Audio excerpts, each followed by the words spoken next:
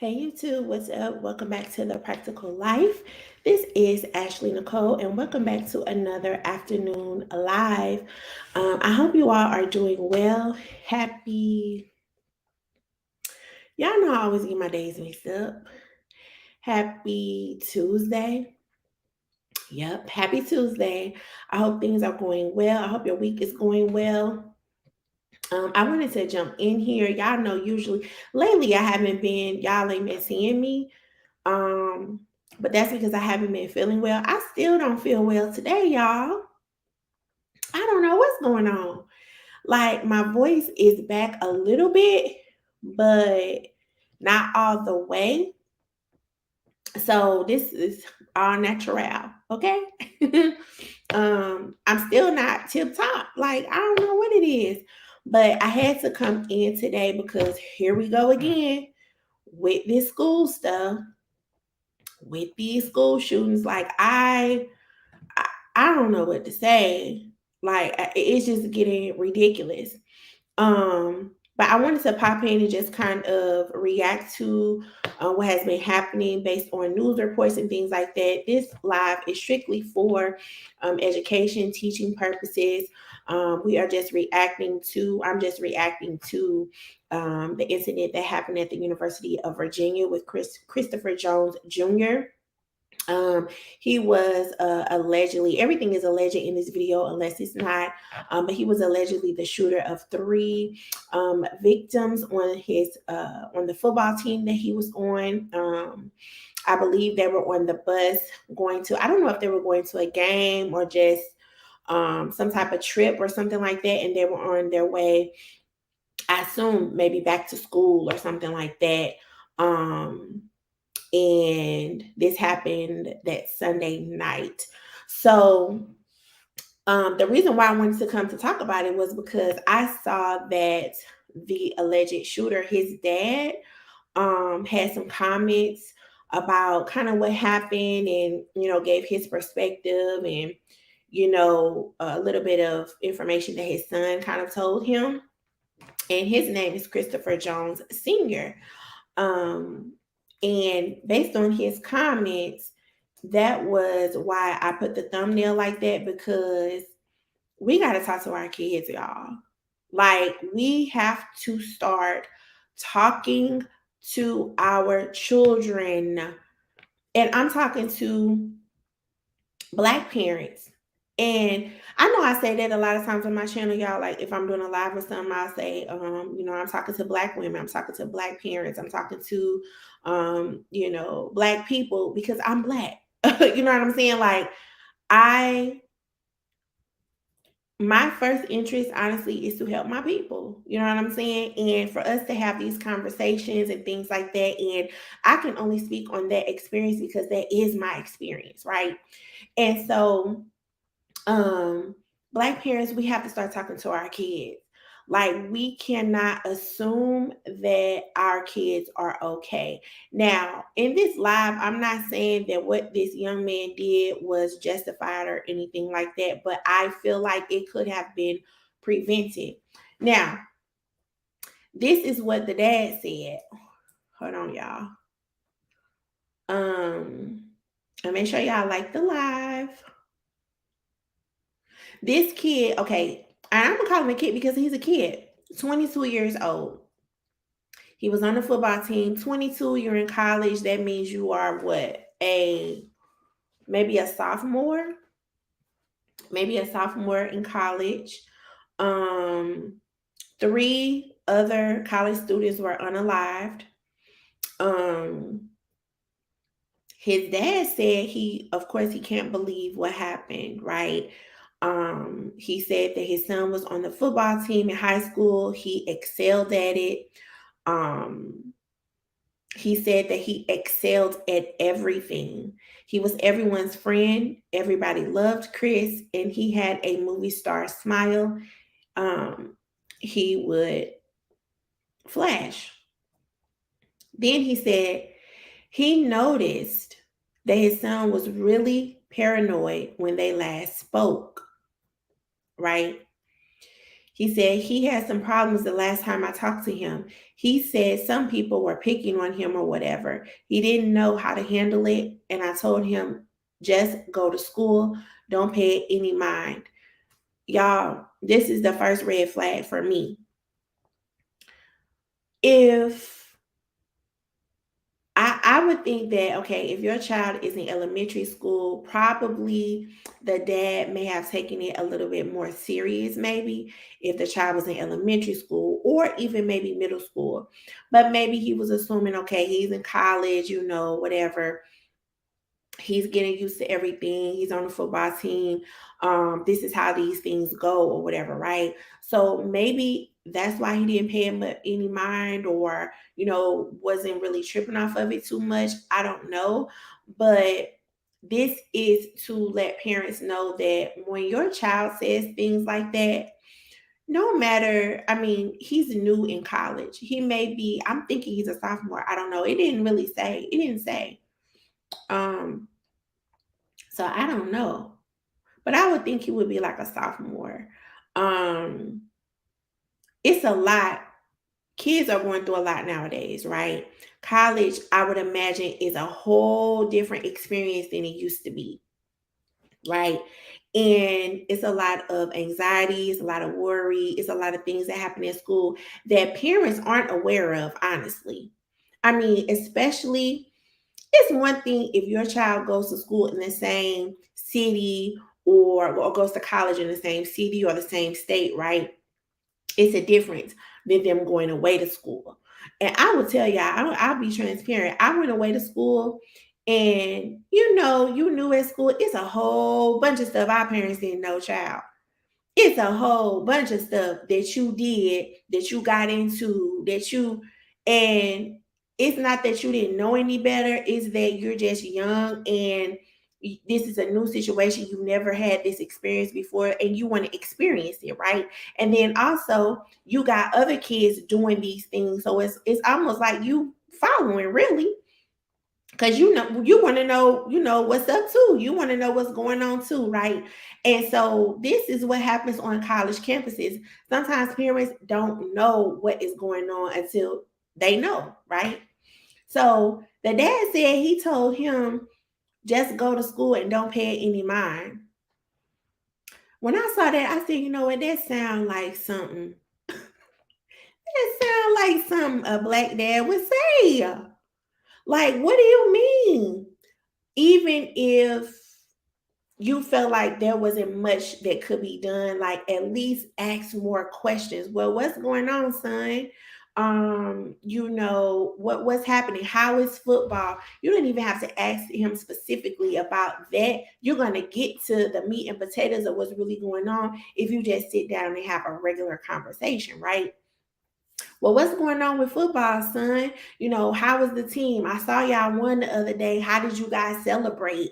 Are you friends with anybody on the team? Like, these are questions that you should continue to ask your child if they're in college, or elementary school, middle school, high school. You ask questions every day, so you have an idea about what they're experiencing, and how they're experiencing it, and how they feel about it, right? Because nobody is going to be as much of an advocate for your child than you, right? So if my child came to me and said, "Oh, I'm getting picked on," or whatever, okay, you're a sophomore in college. I'm like, picked on? Okay, let's talk about this. What you mean? What do you mean picked on? Like, are the same people saying certain things to you? How are you reacting to them doing that? Have you told anybody? Those types of things, right? He said he was really paranoid when I talked to him about something, but he wouldn't tell me everything. He was a very sensitive young man. And this why I go back to, sometimes in therapy, I find that, when you joning, and cracking jokes on each other, going back and forth and things like that, right? It's a lot of kids and people that can take it. They'll joke right back with you, right? They'll joke right back with you. But it's some people that can dish it out and can't take it. And it's some people that won't dish it out and they just can't take it, y'all. They just can't take it. And not to say that everybody, I think at some level you have to be sensitive of how other people are responding. But I find, and let me know if y'all agree, I find nowadays, I don't know if it's because of the new, generation, they're growing up primarily with social media, and the way that they communicate is totally different from other generations, right? Like me, I'm not used to, I didn't grow up with no, I grew up with the when cell phones first came out, child. The flip phone with that big old antenna on the back. And when I was in middle school, I had a pager. Okay, girl, I had a pager. You heard me? You couldn't find me without that pager on my hip. Okay, I thought I had some business. I ain't had nothing to do. Um, but now everything is text messaging. There's a certain way that they even text sometimes. And I have a brother in his generation, right? And sometimes he texts, I'm like, what the hell is this? What is he saying? I be having to ask him, like, ask somebody, like, what? Now what? Sometimes sometimes I call my mom and be like, now what he saying? Cause she there with him. So I'm like, well, what is he saying? Cause I have no idea, child, with this shorthand. This is extreme shorthand, okay? And so their way of communicating is totally different. We are used to being face to face. You know what I'm saying? So I think, in my opinion, the new generation, they are not aware, especially if no one has ever taught them, they are not aware of social cues, right? And sometimes it makes it appears that they're a little bit awkward socially to other generations, but to their generation, it's the norm. So, and you will find when you see, just observe when you're out in public, observe some of the teenagers, things like that. When you see them, their head is down on that phone, baby. Their head down. They're not looking around them. So for example, if someone is joning on you, or someone is, cracking jokes or whatever, them paying attention to their social cues, saying this ain't cool, like I don't feel good about what you're saying, this is making me uncomfortable, they don't recognize that, right? So, because if they did, sometimes they could tell, all right, this is enough. Like, they leave them alone. Sometimes it's one out of the group that got some sense to say, all right, y'all, like, it's over, leave it alone or whatever. But they are not able to recognize those types of social cues, right? So it's important, especially if your child is going to college, they're going away to college, you have got to have these types of conversations with them, ongoing conversations about, okay, what would you do if someone said this? What would you do if someone did this? How would you respond? How do you think you would react? Right? And communicate with them on a regular basis to see where they are, how they're feeling about what's going on. But the dad said that he was a very sensitive young man. So that tells me that, a lot of the things, maybe he may have been okay with some things that were happening, or he may not have been okay with it, but he just didn't say anything, and let it fester until it got to this point. Um, it says also that, let's see, oh, there were a couple of other people who were hospitalized as well. Um, his mom, oh my gosh, I said that his mom was seen sobbing in a van with her other children close by. So he had siblings. Um, the mom spoke to him earlier that day. She said her son seemed normal and expressed that he was excited to celebrate his upcoming 23rd birthday on November 17th. So he's supposed to be 23, turning 23 this week. My goodness. Mm-mm-mm. Wow. So this is, every time something like this happens, it's something that we can learn from. You know what I'm saying? And really, that's all we could do is learn from it. You know, rest in peace to Lavelle Davis Jr. Rest in peace to Devin Chandler. Rest in peace to Deshaun Perry. Like, this is so sad, y'all, that it got to the point where this young man felt like this was the only option he had. I wonder if he spoke to any of the coaches. There was something else that I saw. They said something about possible, and I don't know, y'all, so don't quote me on this, but something about possible hazing. Um, Let me see if I can find what I saw. Something about possible hazing. And y'all, what I said before about things happening in college and parents don't know, y'all, I mean, it happens.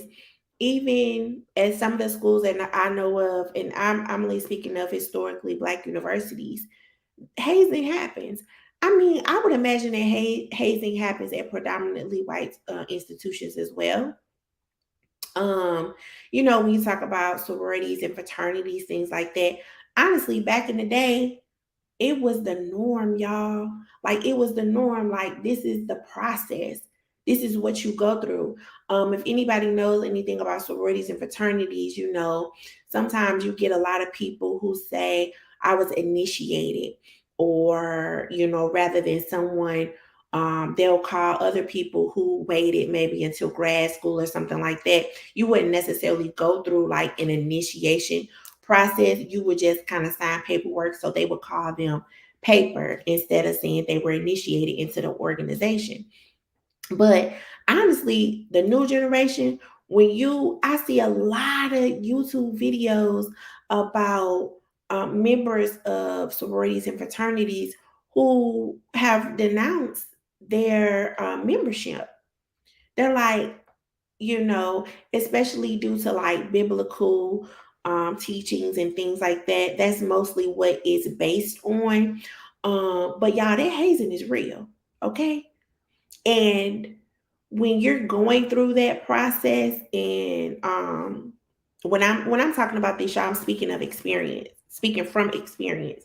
When you go through that process, you don't think about it as, and this is just my own experience, I can't speak for nobody else, but you don't think of it as something wrong. You're thinking of it as, this is what you have to go through. Like, it's a process, and this is the process. I know it sound when you become a little bit older, especially for me, and I think about it, it's like you really do think or ask yourself, why did I go through that? Why did I go through that? Like, it's a valid question, right? And it could have been some people then who felt like, I can't take this, like, this is not right, but never said anything. Because if you say something, you're looked at a certain way, you're talked about in a certain way, not just the people that are around you at the time, but you are known on campus as the person who couldn't take it, knowing that the stuff is wrong. Like, it's crazy. And like, I won't get too much into it because it's just, certain things, certain things you just don't really divulge or whatever. But hazing is real, y'all. And you have to be able to recognize when someone is not able to either go through that process, or basically you got to have oversight and to know when enough is enough. You know what I'm saying? And so I wonder if that was the case with this young man, that there was possible hazing. I know even for some campuses, for historically Black universities, not only sororities and fraternities on campus, but the band of the teams, football teams, they go through hazing process. And for freshmen, and think about a freshman who has never, they're new to the school, they're new to the area, they may not have any family in town. Like they are looking at it as, okay, I'm going through this process so that I can, because this is my family while I'm here, right? This is my school family. They're going to look out for me. Once I get through this process, it's like they're breaking you down to build you up. That's kind of like a way to look at it. But y'all, if anyone has ever been in the situation, now looking back on it, let me know if y'all have ever asked yourself, why did I do that? Or why did I let them do that? Why did I let certain things occur? And if you have children, would you be okay with your children being initiated? Let me know, because I don't want my child to go through that. I really don't, because I don't see. No, I ain't gonna see that. I'm not gonna say that. I'm not gonna say that. But you got to be a certain type of person to go through that process, y'all. So I wonder if he was um being hazed. um but I hate that it got to the point where he felt like this is the only option that he had. It says, oh, here it is. It says the suspect had been, but this is news reports, y'all. This is only based on news reports. I don't know. Suspect had been eyed in previous campus gun and hazing probes. I don't know. Mm. Oh, a student accused of had been on the school's radar for possible links to weapons and hazing. It says, okay, in September, a third party who was not a student reported that he spoke about having a gun. And they interviewed his roommate who said they hadn't seen him with a gun. Wow. So the school did like an internal investigation, I guess, based on that tip. And but I don't know what was done after that. It says Jones had also been involved in a campus hazing probe, but it did not appear to lead to any disciplinary action. Hmm. It was eventually closed due to witnesses that would not cooperate with the process. So does this mean, because I don't know y'all, does this mean that it was some hazing going on and he was using the weapons with the hazing? He was hazing people, and maybe he was scaring them, or it's like a scare tactic with the weapons. Now that's crazy. See, that's what I mean by me being a parent. I don't want my child to go through that process, the initiation process, because nowadays I can see them taking it way too far. Like back in the day when you got initiated, it wasn't none of that. Like weapons and all that. There was no weapons or anything like that. Like it's just like the old school way. But nowadays, I can see some of these kids wanting to, whatever it is, I don't know, show off or prove something or whatever. And a lot of them, again, they cannot recognize social cues, right? They aren't that self-aware, right? And they take a lot of things personally.